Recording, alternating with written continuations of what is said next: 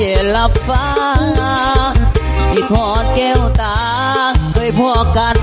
ที่หันแคมคอยามคืนเดือนเพ่งมาฟังเพลงหวบกับเนื้อทองที่หันแคมคอคืนนั้นจนว่าเด้อตื่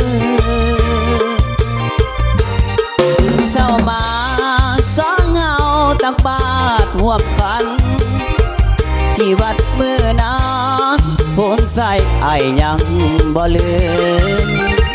ขึ้นรถโดยสารปักสันเวียงจันทร์ละแม่ควันยืนน้ำตาอายอย่างสะอื้นเห็นน้องยืนโบกมือลาออกพรรษาจะมาแต่งแค่แน่นอนให้รออายก่อนรอคอยวันเขาวิวาอยู่เวียงจันทร์ทุกวันคิดเห็นใบหน้าอยากจะมาแต่เวลาอายมันไม่น้อยน้องจงคอยรอคอยอายก่อนเถิดน้องอย่า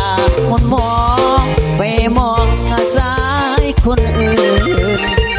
เงินทองเมื่อใดที่ยกขันหมากมาหาคนยืนบรรเลงเพลงคือคืนกับวันยืนงานดองสอง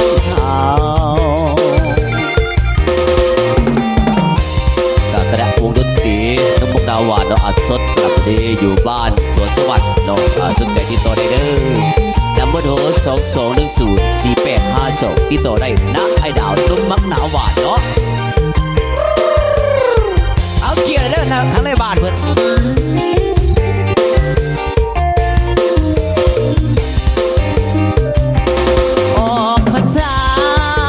จะมาแต่งแท้แน่นอนให้รออายก่อนรอคอยวันเขาวิวาอยู่เวียงจันทร์ทุกวันคิดเห็นใบหน้าอยากจะมาแต่เวลาอายมันมีน้อย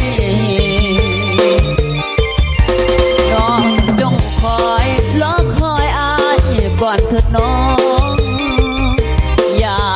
มองไปมองสายคนอื่นเป็นพอเมื่อใด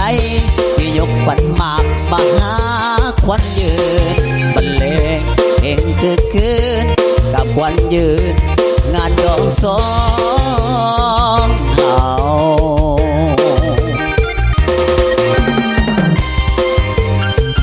เอาเกี่ยวเด้อทั้งในบ้านเด้อโอ้ยยิ้มเบิ่นเอ๋พูน่ะ